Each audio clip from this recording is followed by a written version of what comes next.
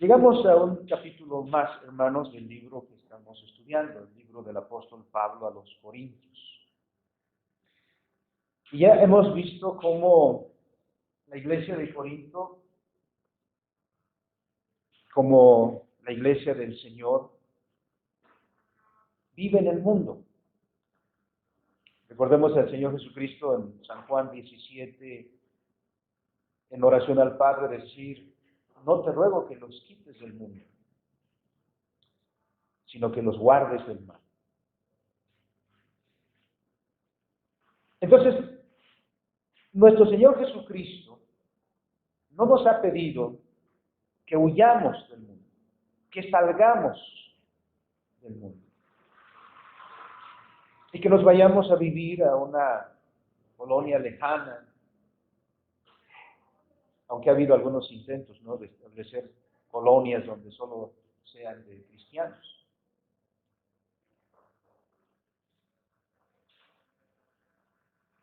El Señor dijo: ustedes son la luz del mundo, ustedes son la sal de la tierra. Es decir, ustedes deben estar en el mundo, ustedes deben estar en la tierra. Y ahí su tarea es alumbrar y preservar. Es decir, su tarea es tener influencia en ese mundo. No que el mundo los influya a ustedes, sino que ustedes influyan al mundo. Por eso en Corinto hay una iglesia.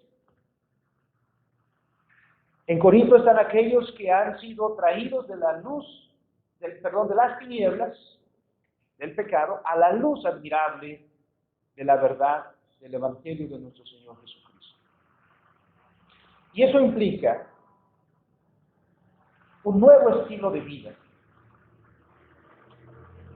Un estilo en el que todas las cosas de la vida, de nuestra vida, sean orientadas por la palabra de Dios. Por eso decimos con el salmista: lámpara es a mis pies tu palabra y lumbrera mi camino. Eso lo que quiere decir es: tu palabra, tu ley, Señor, ha de alumbrar en mi vida. Pero vivir en el mundo de esta manera y ser cristianos en un mundo como este genera muchas tentaciones. No podemos simplemente estar y ya. Si no hay una interacción, vivimos en el mundo. Nuestro vecino no es cristiano. Nuestros familiares, muchos no son cristianos. Y entonces, el vivir cristianamente es un desafío. Entonces, entre muchas cosas que están viviendo los corintios por esta situación, pues hay muchas cosas que necesitan la respuesta cristiana. ¿Cómo le podemos hacer aquí? ¿Cómo le podemos hacer acá? ¿Cuál es la manera correcta de abordar este tema o de abordar este otro? Le escribieron al apóstol Pablo, como hemos visto en el capítulo 7, respecto del matrimonio. Preguntaron al apóstol Pablo, ¿no? Hermano Pablo, y en ese asunto por ejemplo, de que como cristianos somos conscientes que debemos alcanzar santidad, eso lo entendemos, pero ¿cómo se aplica en nuestra vida? Porque en el mundo en el que vivimos, mira lo que está pasando. Y hemos visto cómo los hermanos tomaron algunas decisiones equivocadas. Y en el capítulo 7 hemos visto cómo el apóstol Pablo dice: no, miren hermanos, sobre el matrimonio, este tema, sobre la vida matrimonial, debemos entender esto. Sobre los jóvenes que se quieren casar, debemos hacer esto, que es conforme a la palabra de Dios, y etc. Y hemos visto todos estos temas en el capítulo 7. Bueno, pues llegamos al capítulo 7 y hay otro tema también, el cual solicitan a Pablo que dé su orientación en Cristo, ¿no? ¿Cómo vamos a tratar este tema? ¿Cuál es el tema que aborda en el capítulo 8? Ya por la lectura quizá nos hemos dado cuenta. ¿Cuál es el tema del capítulo 8?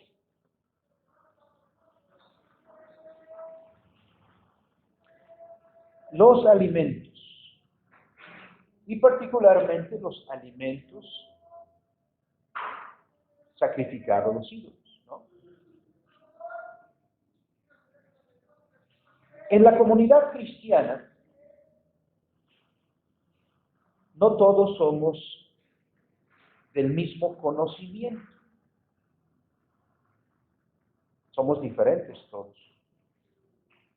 Y eso no tiene que ver con la edad, y a veces no tiene que ver con la antigüedad en la iglesia. Porque a veces algunos aprendemos más rápido, otros aprendemos más lento. Otros entendemos mejor la voluntad de Dios, otros no tan bien. Otros ya tenemos ciertamente tiempo en la iglesia, otros somos nuevos. Hemos comenzado apenas a caminar con el Señor. Y entonces surgen estos temas.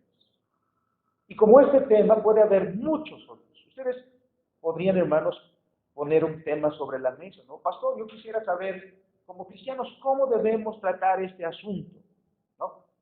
En la vida hay muchos y que nos están desafiando como cristianos. Como decía el doctor Francis Schaeffer en una serie de películas sobre la cultura, ¿cómo entonces debemos vivir? ¿No? Y si ustedes quieren saber más sobre el tema, busquen así, ¿cómo entonces debemos vivir? En YouTube, y van a encontrar los videos del doctor Francis Schaeffer, muy aleccionadores. La pregunta aquí para el apóstol es sobre la comida. ¿Debemos comer o no? Sobre todo en el contexto de nuestros hermanos. Imaginemos un poquito el escenario o los acontecimientos en aquel punto, ¿no? ¿Dónde compramos carne? ¿Usted quiere comer carnita? ¿Dónde compramos? No hay entre nosotros algo así como entre los judíos que hay kosher, ¿no? Los judíos no comen nada si no tiene el sello kosher. Cualquier cosa. Porque los judíos siguen ciertas normas, son muy estrictos en eso. Y por eso los productos que consumen tienen una letrita que parece a veces una caja. Y en cualquier producto, ustedes van a ver eso. Dice kosher, eso quiere decir, sí lo puedes comer. Pero los cristianos no tenemos eso. No tenemos un sello que diga, como cristiano sí puedes comer eso o no puedes comer eso. Entonces, ¿a dónde vamos a comprar? Pues al mercado. Pero el mercado no es cristiano, ¿no? No hay un mercado para los cristianos. Los cristianos compran sus alimentos, surten su alacena, su despensa, en el mismo lugar que todo mundo. Entre otras cosas, lo que ahí se vendía, la carne que ahí se vendía,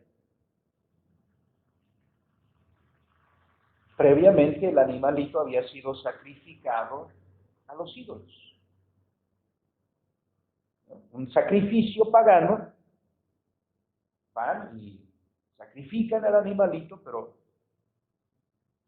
a lo mejor lo que usan es la sangre como un elemento ceremonial, pero la carne del animalito va a parar al mercado.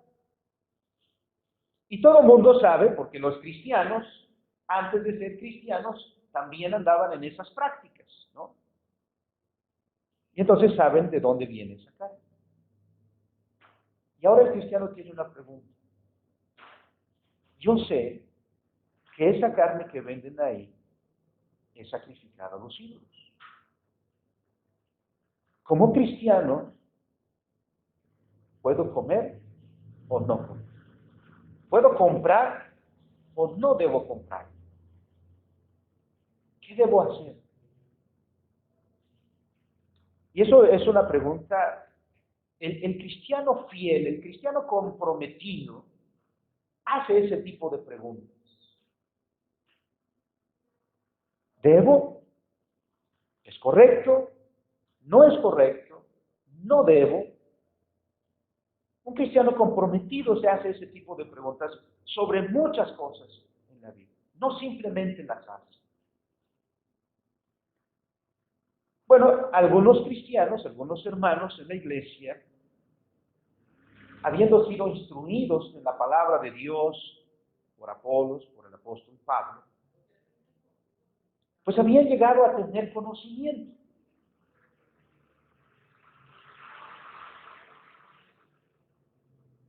Y entonces decían, pues yo ya tengo conocimiento, entonces yo no tengo problemas. Pero entonces en la misma comunidad hay otro hermano que no ha alcanzado el conocimiento del otro, y entonces es más fácilmente impresionable. Entonces este hermano dice, no, yo no voy a comer de eso. Allí sacrificaron a los ídolos. Pero cuando ve al hermano que come de ahí, que compra ahí, se escandaliza su conciencia. Como leemos en el texto. Así que este problema, este asunto, pues significa un problema para la comunidad, para la iglesia. Porque parece que los que han alcanzado conocimiento dicen, pues, yo no tengo problemas. Y se olvida de su hermano. Es algo así como lo que acabamos de pasar en nuestro país la semana pasada, Día de Muertos, ¿no? Las tradiciones, el pan de muerto, las calaveritas de chocolate. Eso es de repente una situación parecida a la que vivían los hermanos. Hace ya algunos años yo estaba dando una clase, y no sé cuál era el tema, no me acuerdo, pero era después de estas fechas y una hermana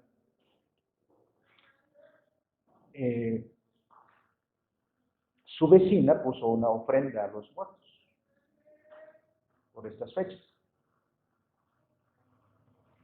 Y pues la vecina, una buena vecina, le lleva un día un pan, de esos así grandotes, a la hermana, y le dice, vecina, mire, pues se llevaban bien, le dice, mire, quiero compartirle con usted este pan. Puse mi ofrenda, quiero compartir con usted este pan. Y ciertamente la conciencia de la hermana estaba en problemas. Y ella puso el tema sobre la mesa, ella preguntó, porque para ella era un problema apremiante. Por su conciencia y por este problema que tenía, tiró el pan. Entonces no quería no quiso ser grosera con su vecina, recibió el pan. Pero su conciencia, al saber que ese pan había sido parte de la ofrenda de su vecina, pues no quiso nada con eso. En el mismo grupo hubieron otros hermanos que eso produjo más bien una risa, ¿no? O sea, qué raro, ¿no? Y unos comentarios, hermana, me hubiera compartido el pan, yo sí me lo como, ¿no? O hubiéramos hecho un chocolatito y disfrutamos ese tiempo. Entonces, ustedes ven las dos actitudes a un mismo hecho y que dos personas que son cristianas tienen diferentes respuestas a esto. Yo les pregunto, ¿ustedes se lo habrían comido? Si la respuesta es sí, ¿por qué? Y si la respuesta es no, también, ¿por qué? Es decir, debe haber una respuesta. Porque si hacemos nada más las cosas porque sí, entonces no estamos actuando bien. El apóstol Pablo, vamos ahora al texto, recibe una carta donde los hermanos de Corinto le están diciendo, hermanos, pues tenemos muchos asuntos que tratar, en muchos asuntos no sabemos realmente qué debemos hacer. En muchos asuntos, hermano Pablo, no sabemos cómo orientar, cómo esto sería una verdadera acción cristiana. Y ustedes ven que el apóstol Pablo no tanto pone el énfasis sobre la comida en sí, el alimento en sí, sino en el amor. Aquí es algo muy importante, dice el texto, en cuanto a lo sacrificado a los ídolos. No, primero, en eso, porque ese era el problema. No tenían problemas sobre otras cosas, ¿no? Porque, pues, compraban las cebollas igual que nosotros, ¿no? El que produce cebollas va al mercado, vende las cebollas y las compramos y no hay ningún problema. Porque las cebollas no han sido ofrecidas a los ídolos y otras cosas. Pero específicamente va a este punto. Primero, conocimiento. Sabemos que todos tenemos conocimiento.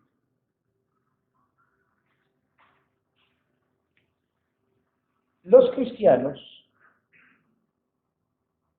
y los paganos conocemos de diferente manera.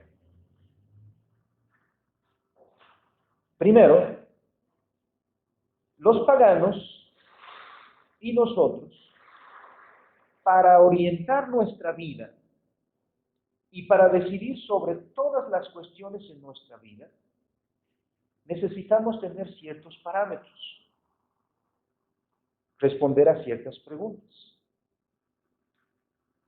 como por ejemplo, ¿qué es Dios? Dependiendo de la respuesta que demos, vamos a ordenar nuestra vida. Otra pregunta podría ser, ¿qué es el mundo? ¿Quién soy yo? ¿Cuál es el propósito de mi existencia? ¿Qué es el mal? ¿Qué es bueno? ¿Qué es malo? ¿Qué es correcto? ¿Qué es incorrecto? Cuando yo solucione esas preguntas, ya puedo tener una orientación para mi vida. Entonces decido cómo vestirme, qué comer, qué trabajo hacer, etc. Partiendo de Romanos 1, y los griegos eran paganos, los corintios eran paganos, y respecto a Dios, dice Romanos 1, que no le dieron gracias a Dios, le conocieron, pero no le dieron gracias a Dios, sino que el hombre se envaneció e hizo ídolos. Dice Pablo, de cuadrúpedos, de reptiles, etc., ¿no? Y entonces, eso le da una perspectiva para su vida. Porque a ese ídolo le va a entregar su vida.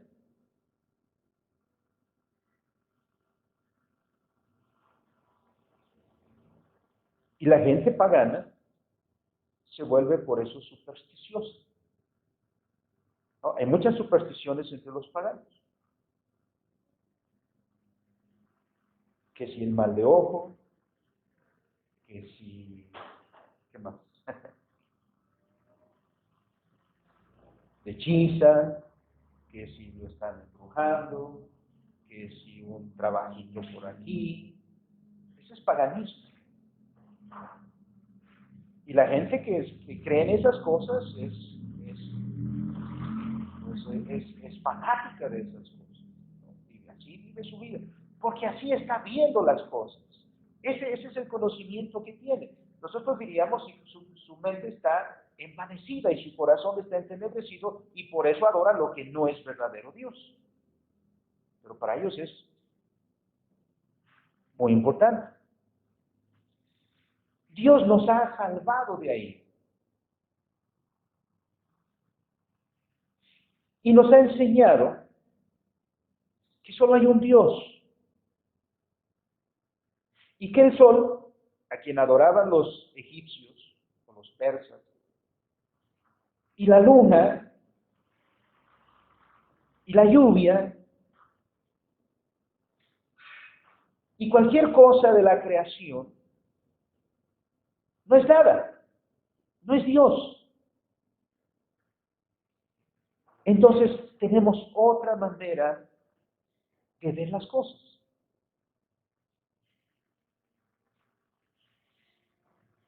El conocimiento tiene el propósito de darle discernimiento a la persona. Es decir, de ayudarle a distinguir, ¿no? El conocimiento nos ayuda a eso, a discernir, a tener la capacidad de distinguir, de diferenciar.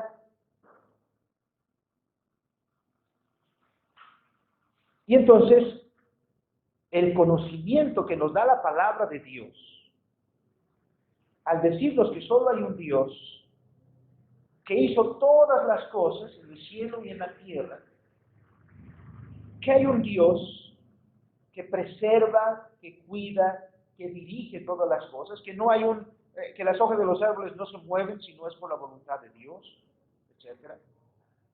Entonces, el cristiano adquiere la capacidad por la instrucción en la palabra de Dios de tener discernimiento respecto de las cosas en el mundo. Ese es el propósito. ¿No dice la Escritura? Toda la Escritura es inspirada por Dios y útil para enseñar, para corregir, para redarguir, para instruir en justicia, a fin de que el hombre esté completamente preparado para toda buena obra. Y para hacer cualquier cosa en nuestra vida se requiere discernimiento. Y el cristiano adquiere ese discernimiento de la instrucción de la palabra de Dios. Dios nos dice que es bueno, que no es bueno, que es correcto, que no es incorrecto. Y entonces dice el apóstol Pablo a los Corintios, todos tenemos conocimiento, pero hay un problema. El conocimiento solo envanece. El conocimiento solo infla. Que dijimos literalmente el envanecimiento quiere decir eso, ¿no? Hay una expresión muy popular, ¿no? Decimos, si mira a cierta persona, mira cómo se pavonea, ¿qué es eso? ¿No? ¿No? O sea, se infla. ¿No? A veces decimos, mira, esa persona ya no cabe en sí, ¿no? Quisiera así mostrarse. Ejemplo simple. Quizá ha sido la experiencia de todos que en la escuela, o fuimos nosotros, o había un niño que siempre levantaba la mano y siempre quería responder todo, y siempre quería decir con eso, yo soy el mejor, yo sí estudio, yo sí sé, ¿no? Que a veces el maestro todavía ni terminaba la pregunta y ya estaba con la mano ahí. Yo quiero responder. ¿Por qué quieres responder? Siento que conoces, pero ¿por qué quieres responder? ¿Por qué no dejas responder a aquel? ¿Por qué no dejas responder al otro? Porque quieres todos los reflectores para ti. Porque quieres humillar por eso a los demás, ¿no? Aunque no se los digas, por eso solo estás diciendo, mira, ustedes no saben, ignorantes. El conocimiento por sí mismo enorgullece, envanece, puede volver a una persona soberbia y decir, mira, yo sí sé. Y esta era la actitud que estaban mostrando algunos hermanos. Ah, mira, si para ti ese es problema, ese es tu problema, no es mío. ¿No? A veces es sabio guardar silencio.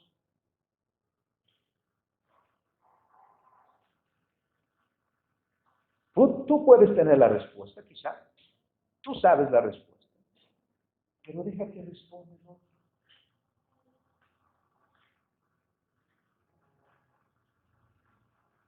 No porque tú no sepas, perdón, no porque tú sepas,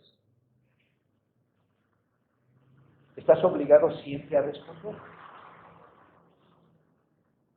No se trata solo de que él responda, eso le va a hacer bien. Cuando uno le quiere dar confianza a los hijos, cuando uno le quiere dar a sus hijos que ellos aprendan a valorarse a sí mismos, a tener confianza en sí mismos, a que su autoestima se fortalezca. Uno le decía a su hijo, levanta eso. Y le cuesta un trabajo. Yo le decía, qué fuerte estás, ¿no? No, y eso lo hace sentir bien. A veces guardar silencio tiene ese propósito. No porque, no es una cuestión de información y de datos, hay más aquí. Y Pablo quería enseñar eso. Todos tenemos conocimiento, pero el conocimiento envanece si no está bien aplicado, si no está bien dirigido. Porque si vemos en una perspectiva individual, pues sí, lo único que interesa eres tú. Pero Pablo dice, no, somos una comunidad. Somos una comunidad. Y somos parte de esa comunidad. Y somos responsables por esa comunidad.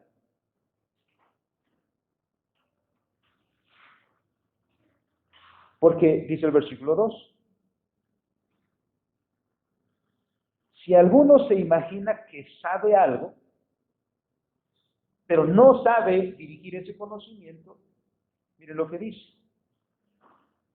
Aún no sabe nada como debe saberlo. Porque a veces en eso, pues sí, mira, lo que tiene es información, de eso nadie se lo quita. Pero no sabe cómo debe saberlo. Y entonces el apóstol Pablo en ese contexto está diciendo a los hermanos, regresando al versículo 1, el amor edifica. El conocimiento envanece si va solo, pero si el conocimiento va acompañado de amor, edifica. Entonces, cuando el conocimiento es útil, entonces es cuando somos beneficiados todos. Porque para eso es que somos. Para vivir en comunidad unos con otros.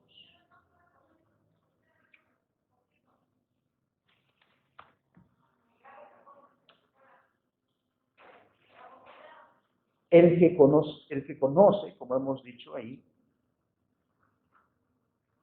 debe aprender a amar y a combinar estos dos, porque esto es lo que es la madurez cristiana. Esto es lo que nos lleva a la madurez cristiana. Conocimiento dirigido por el amor. El conocimiento por sí mismo envanece, pero acompañado de amor, edifica. A eso es a lo que nos lleva el apóstol Pablo. Por eso, primero esto, para entonces pasar al tema. Y dice antes el versículo 3, pero si alguno ama a Dios, es conocido por Él. Podría entenderse también, traducirse, pero si alguno ama a Dios, es amado por Dios. Ahí eso es muy, muy importante, porque miren, cuando no es así, versículo 12, aquel que no le importa poner en problemas la conciencia de su hermano débil, dice, de esta manera pues, pecando contra los hermanos e hiriendo su débil conciencia, contra Cristo pecáis. Si tu conocimiento no está bien dirigido, si tú dices, yo sí sé, pero tu actitud, tu acción escandaliza a tu hermano que es débil, pecas. Pecas contra tu hermano y pecas contra Cristo. Eso es muy, muy importante, porque de esto es lo que se trata. Y entendiendo esto, ahora Pablo dice, apliquémoslo al caso que ustedes me han enviado, ¿no? Porque esto que hemos dicho hasta aquí, hermanos, puede aplicarse a muchos otros casos. Al beber, por ejemplo, también, ¿no? Entre los cristianos también tenemos estos problemas, por ejemplo.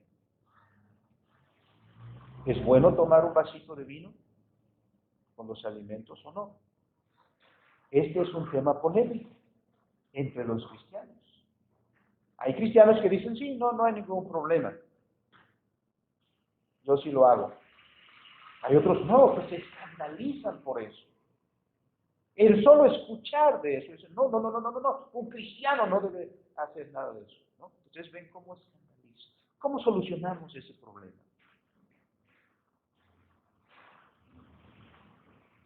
Debemos buscar la voluntad de Dios. Como dije al principio, en estos casos decimos, debemos, no debemos. ¿Es bueno? ¿Es malo? El cristiano quiere hacer la voluntad de Dios.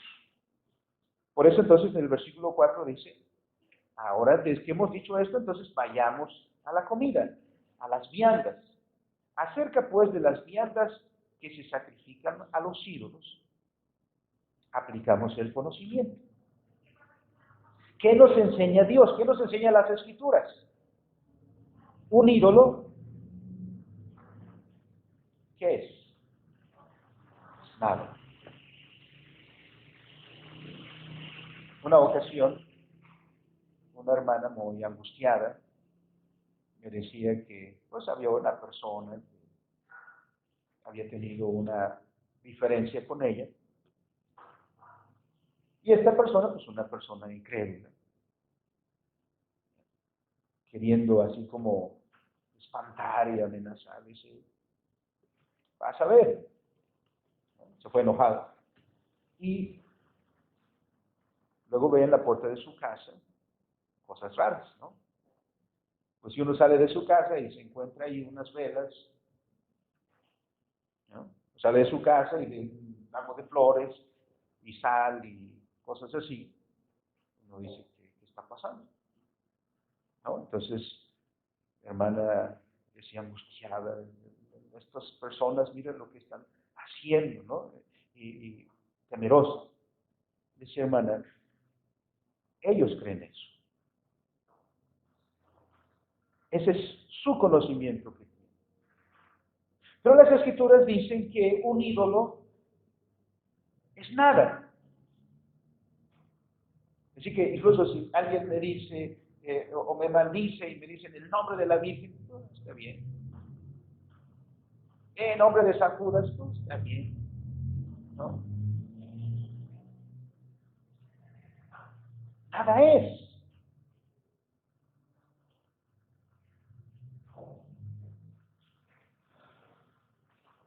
¿Qué nos va a hacer?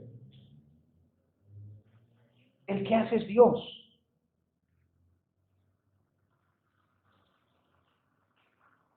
El que nos da la comida es Dios, el que nos da la vida es Dios, el que nos da la salud es Dios, el que nos da el gozo de ver la luz de un nuevo día es Dios, todo es Dios. Los ídolos nada son. Y todo lo que sucede en mi vida es la voluntad de Dios, de nadie más. No decía el rey David, ¿no? Aunque 10,000 acampen contra mí, aunque ellos quieran hacerme daño a mí, quieran matarme a mí, eso lo decide Dios, no ellos. Y bueno, el ejército sí estaba ahí a unos metros, ¿no? Pero estos no son nada. ¿Qué es Tlaloc? Nada. ¿Qué es Baal? Nada. ¿Qué es Astarot? Nada. ¿Qué es Moloch? Nada. Los ídolos nada son. Así que, si alguien me obsequia un pan de muerto, bienvenido, disfrutemos.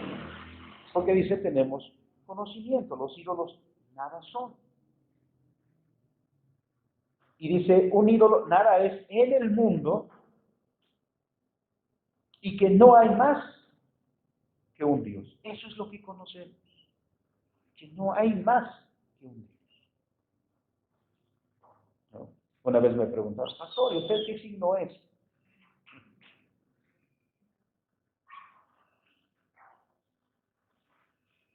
Bueno, sí sé, porque no se lo dicen, ¿no? Y tú eres este signo y todo eso.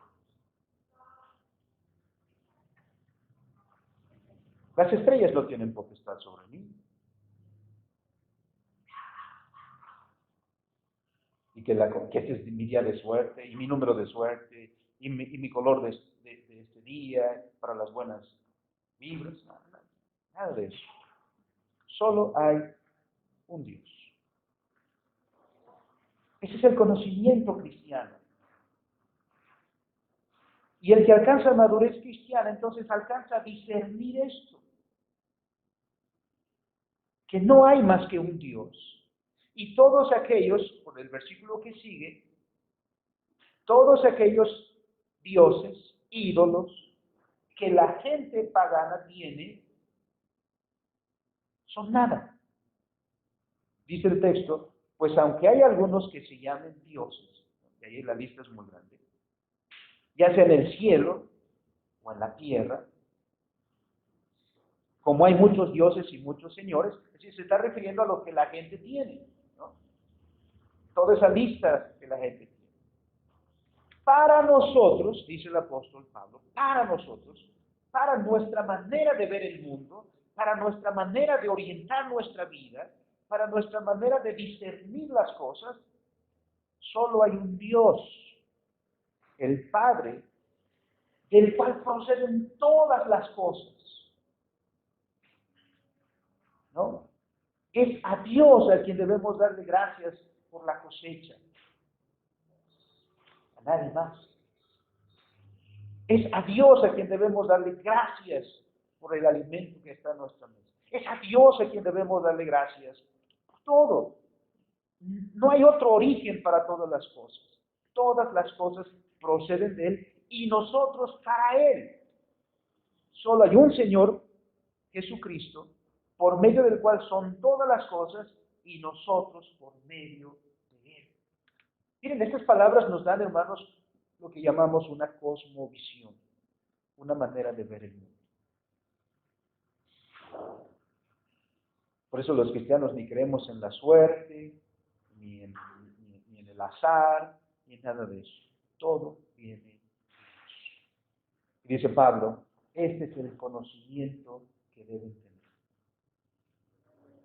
Porque para eso es el conocimiento, para discernir, para alcanzar una mejor manera de vivir correctamente, instruidos por la palabra de Dios. Y ese conocimiento debe ser dirigido por el amor. No para envanecernos, no para competir con nadie más. Vamos a terminar hasta aquí, hermanos, porque celebraremos el sacramento y continuaremos con el capítulo la próxima semana. Pero este punto es muy importante. Debemos crecer en el conocimiento de Dios. Pero ese conocimiento debe ser provechoso a mí y a los demás que están conmigo. No estamos en competencia. El amor nos une a todos y el conocimiento es para edificarnos unos a otros, conociendo más y mejor la voluntad de Dios. Y esto, como he dicho, hermanos, se aplica a muchos temas en la vida, en nuestra vida cotidiana, que podríamos hacer una lista muy larga de estos asuntos. Quizá usted está pensando en alguno, y en esto como cristianos, ¿cómo actuamos? Y en aquello, ¿cómo debemos decidir? Y en aquello, ¿qué es mejor hacer? Etcétera. Ese es el cristiano comprometido que tiene como propósito en su vida dar la gloria